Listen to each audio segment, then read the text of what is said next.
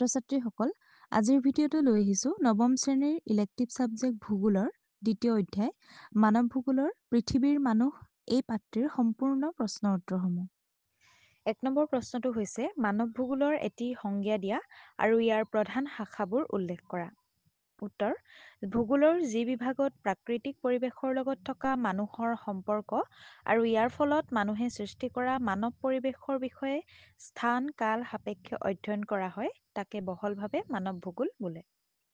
মানৱ ভূগোলৰ প্ৰধান শাখাবোৰ হৈছে বসতি ভূগোল, সমাজ ভূগোল, অৰ্থনৈতিক ভূগোল, সাংস্কৃতিক ভূগোল, ৰাজনৈতিক ভূগোল, নগৰীয়া ভূগোল, জনসংখ্যা ভূগোল, স্বাস্থ্য ভূগোল, ঐতিহাসিক ভূগোল, আঞ্চলিক উন্নয়ন আৰু পৰিকল্পনা ভূগোল।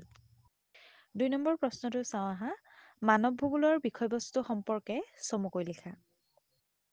উত্তৰ: ভূগোলৰ যি বিভাগত প্ৰাকৃতিক পৰিৱেশৰ লগত থকা মানুহৰ সম্পৰ্ক আৰু ইয়াৰ ফলত মানুহে সৃষ্টি কৰা মানৱ পৰিৱেশৰ বিষয়ে স্থান কাল সাপেক্ষে অধ্যয়ন কৰা হয় তাকে বহলভাৱে মানৱ ভূগোল বোলে। ভূগোল বিষয়টোৰ এটি অন্যতম প্ৰধান বিভাগ হিচাপে মানৱ ভূগোলৰ বিষয়বস্তুৰ ভিন্নতা আৰু প্ৰসাৰ লক্ষণীয় হয়। সেয়ে ইয়াৰ বহু শাখা প্ৰশাখাই গঢ় লৈ উঠে। এইবোৰৰ ভিতৰত বসতি ভূগোল, সমাজ ভূগোল, অৰ্থনৈতিক ভূগোল, সাংস্কৃতিক ভূগোল, ৰাজনৈতিক, নগৰীয়া, জনসংখ্যা, স্বাস্থ্য, ঐতিহাসিক, আঞ্চলিক উন্নয়ন আৰু পৰিকল্পনা ভূগোল আদি অন্যতম হয়। এই সকলোবোৰ শাখা প্ৰশাখাৰ অধ্যয়ন মানৱকেন্দ্ৰিক। সেয়ে পৃথিৱীৰ মানুহৰ গঠনকে ধৰি ইয়াৰ বৃদ্ধি, বিতৰণ, বৈশিষ্ট্য, কাৰ্যকলাপ আদি অধ্যয়ন কৰাটো অতি প্ৰয়োজন। ৩ নম্বৰ প্ৰশ্নটো হৈছে মানৱ জাতি বুলিলে কি বুজা চমুকৈ লিখা। উত্তৰ: একে দৈহিক গঠন আৰু ছালৰ ৰং বিশিষ্ট এক থোক মানুহে যেতিয়া সাধাৰণ জন্ম প্ৰক্ৰিয়াৰ জৰিয়তে বংশানুক্ৰমে এনে বৈশিষ্ট্যবোৰ কঢ়িয়ায় তাকে মানৱ জাতি বোলে। ৪ নম্বৰ প্ৰশ্নটো চোৱা। কি ভিত্তিত মানৱ জাতিৰ বিভাজন কৰা হয় চমুকৈ লিখা। উত্তৰ: পৃথিৱীত বাস কৰা মানুহৰ শ্ৰেণীগতভাৱে ছালৰ ৰং আৰু কিছুমান বিশেষ দৈহিক গঠন যেনে চুলিৰ ধৰণ, উচ্চতা, নাক আৰু মুখৰ গঠনৰ পাৰ্থক্য দেখা যায়।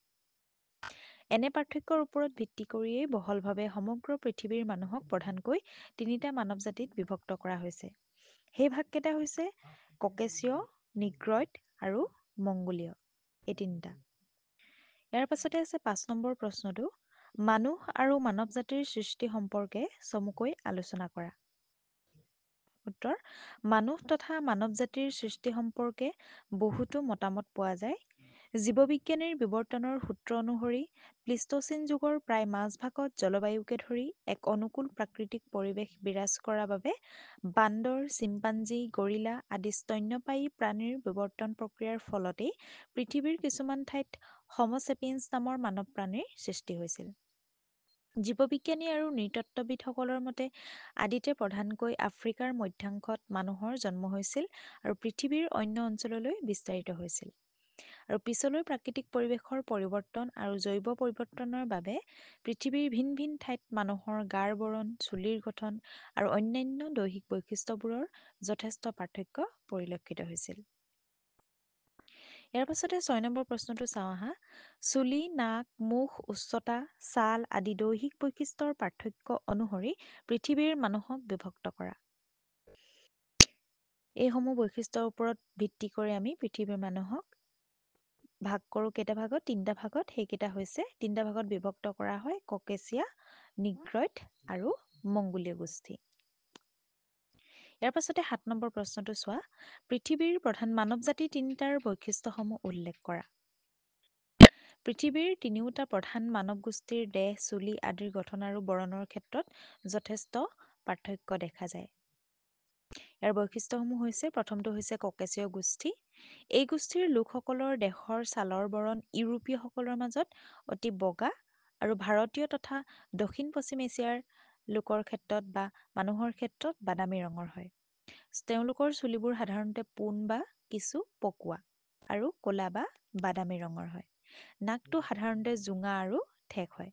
কম বেছি পৰিমাণে পৃথিৱীৰ প্ৰায় সকলো ঠাইতে এই মানৱ গোষ্ঠীৰ লোক পোৱা যায়। দ্বিতীয়টো হৈছে নিগ্ৰইড গোষ্ঠী। এই গোষ্ঠীৰ লোকসকলৰ দেহৰ ছাল প্ৰধানকৈ ক'লা বা বাদামী ক'লা বৰণৰ হয়। চুলিবোৰ কেঁকুৰা হয় আৰু নাকটো বহল আৰু চেপেটা হয়।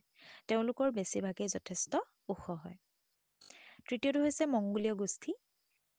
এই লোকসকলৰ দেহৰ ছাল প্ৰধানকৈ হালধীয়া বৰণৰ, চকুবোৰ মানুহ সৰু আৰু চুলিবোৰ পোন বা থিয় আৰু চুলিৰ ৰং ক'লা হয়। এই জাতিৰ লোকসকলৰ দাড়ি গোফ আৰু গাৰ নোম বেছি পাতল আৰু মূৰটো ডাঙৰ হয় আৰু বহল হয়। চকুত ভাঁজ থকা বাবে চকু বহলকৈ মেলিব নোৱাৰে।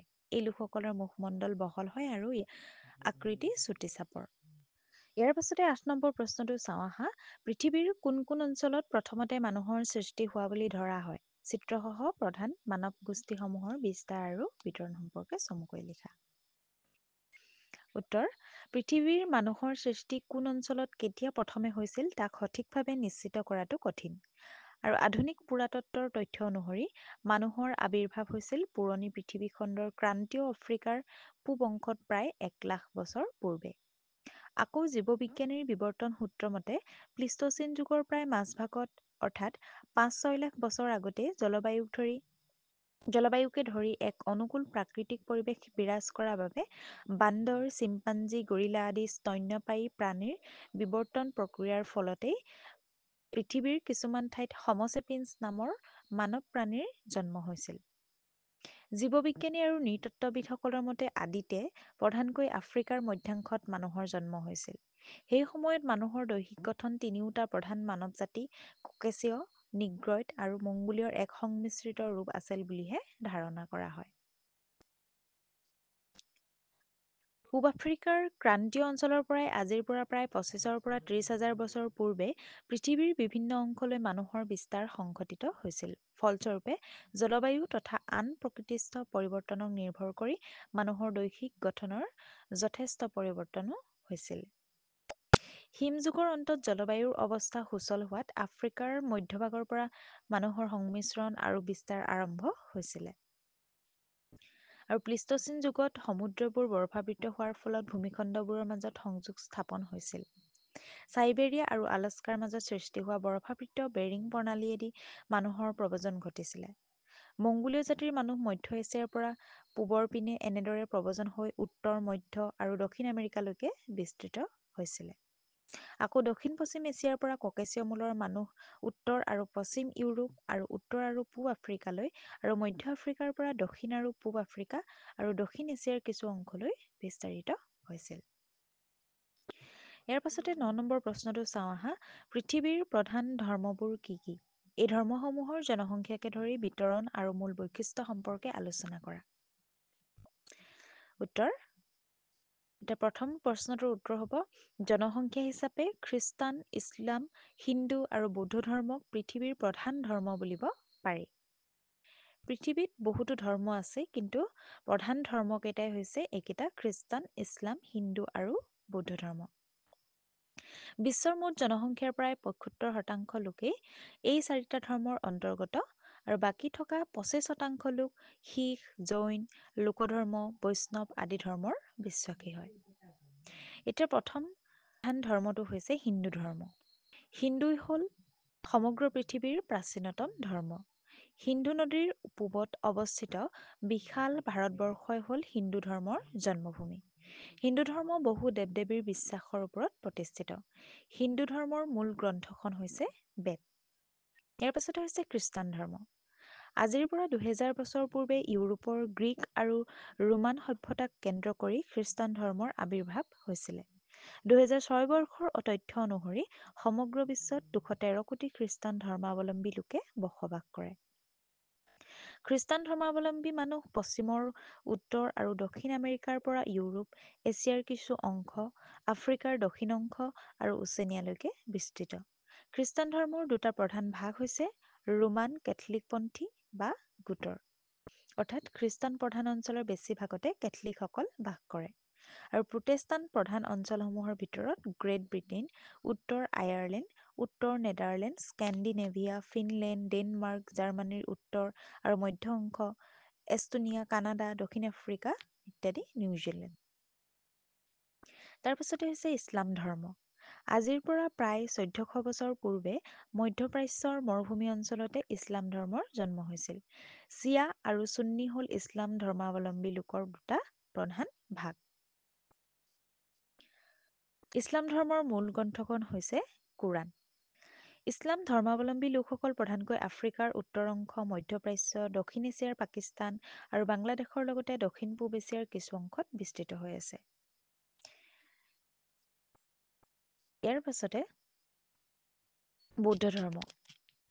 আজিৰ পৰা ২৫০০ বছৰ পূৰ্বে উত্তৰ ভাৰতৰ বৌদ্ধগয়া অঞ্চলত বৌদ্ধ ধৰ্মৰ জন্ম হৈছিল। পৃথিৱীৰ মুঠ জনসংখ্যাৰ প্ৰায় ৬% হৈছে বৌদ্ধ ধৰ্মী। ২০০৬ বৰ্ষৰ তথ্য অনুসৰি সমগ্ৰ পৃথিৱীত ৩৮ কোটি বৌদ্ধ ধৰ্মাৱলম্বী লোক আছে। বৌদ্ধ ধৰ্মৰ মূল গ্ৰন্থখন হৈছে ত্ৰিপিটক। হিন্দু ধৰ্মৰ অন্য এক নতুন ৰূপ হিচাপে বৌদ্ধ ধৰ্মৰ দ্বাৰা আকৃষ্ট হৈ ভাৰতবৰ্ষৰ লগতে ভূটান, চীন দেশৰ কিছু অংশ, শ্ৰীলংকা, দক্ষিণ পূব এছিয়া আদিত বৌদ্ধ ধৰ্মৰ প্ৰসাৰ ঘটে। ইয়াৰ পাছতে আছে ১০ নম্বৰ প্ৰশ্নটো। ভাৰতবৰ্ষৰ জনসংখ্যাৰ ধৰ্মীয় গাঁথনি আৰু বিতৰণ সম্পৰ্কে চমুকৈ লিখা। উত্তৰ: ভাৰতবৰ্ষত বিভিন্ন ধৰ্মৰ লোকে বসবাস কৰে। ২০০১ বৰ্ষৰ লোকপিয়ল অনুসৰি দেশৰ মুঠ জনসংখ্যাৰ ৮১.৪% হিন্দু ধৰ্মাৱলম্বী। আন ধৰ্মসমূহৰ ক্ষেত্ৰত ইছলাম ধৰ্মাৱলম্বী ১২.৪%, খ্ৰীষ্টান ধৰ্মাৱলম্বীৰ লোক ২.৩%, শিখ ১.৯% আৰু বৌদ্ধ ধৰ্মৰ ০.৮%। স্থানিক বিতৰণৰ ক্ষেত্ৰত দেশৰ প্ৰায়বোৰ ৰাজ্যতে হিন্দু ধৰ্মাৱলম্বী লোকৰ প্ৰাধান্য দেখা যায়। কেৱল জম্মু আৰু কাশ্মীৰ ৰাজ্য ইছলাম প্ৰধান, পঞ্জাৱ শিখ প্ৰধান আৰু নাগালেণ্ড, মিজোৰাম আৰু মেঘালয় খ্ৰীষ্টান প্ৰধান। বৌদ্ধ ধৰ্মাৱলম্বী লোকসকল প্ৰধানকৈ ছিকিম, অৰুণাচল প্ৰদেশৰ পশ্চিমাংশ, পশ্চিম বংগৰ উত্তৰ অংশ আৰু বিহাৰৰ উত্তৰ অংশত বাস কৰে। ইয়াৰোপৰি শিখ ধৰ্মাৱলম্বী লোকসকল বিশেষকৈ পাঞ্জাৱ আৰু হাৰিয়ানা আৰু জৈন ধৰ্মাৱলম্বী লোকৰ বেছি সংখ্যক ৰাজস্থানতে বসবাস কৰে। ইয়াৰ পাছতে আছে ১১ নম্বৰ প্ৰশ্নটো, চমু টোকা লিখা। ইয়াত দিছে তোমালোকৰ প্ৰথমটো মানুহ আৰু মানৱ ভূগোল, দ্বিতীয়টো হৈছে মানৱ জাতি, তৃতীয়টো নিগ্ৰইড গোষ্ঠী, তাৰপিছত ধৰ্মীয় গাঁথনি, বৌদ্ধ ধৰ্ম, ভাৰতবৰ্ষত খ্ৰীষ্টান ধৰ্মীয় লোক। কেইটা দিছে তোমালোকক চমু টোকা লিখিবলৈ, এইকেইটা দিছোঁ, তোমালোকে ভালকৈ চাই ল'বা। তাৰপিছতে ১২ নম্বৰ প্ৰশ্নটো চাওঁ আহা। শুদ্ধ উত্তৰটো বাছি উলিওৱা।